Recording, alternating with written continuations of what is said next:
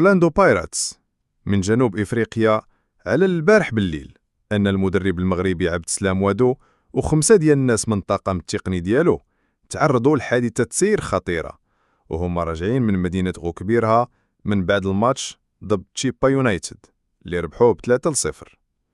البلاغ كيقول بلي الحادث وقع في الطريق السريع اير 21 منين وقفات الطوبيس ديال الفريق حيت شافوا اصطدام بين جوج طوموبيلات.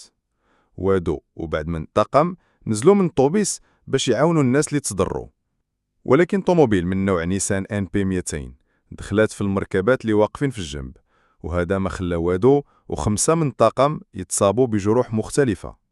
البلاغ وضح أن الاصطدام كان قوي بزاف والضحايا طاحوا في الزنقة قبل ما يتم إسعافهم بسرعة ويتنقلوا للمستشفى، ودابا الأطقم الطبية كيتبعوا حالتهم الصحية عن قرب بلا ما يعطيو تفاصيل دقيقة على خطورة الإصابات. النادي شدد أن الأولوية دابا هي سلامة وادو والطاقم، وأكد أنه كيبقى في التواصل مع السبيطارات باش يطمئن عليهم وغادي يساند عائلتهم في الظروف الصعيبة. وفي الأخير أورلاندو بايراتس طلب من الإعلام والجماهير يحترموا الخصوصية ديال المدرب المغربي وأفراد الطاقم، ووعد أنه أي جديد غادي يعلن عليه في الوقت المناسب.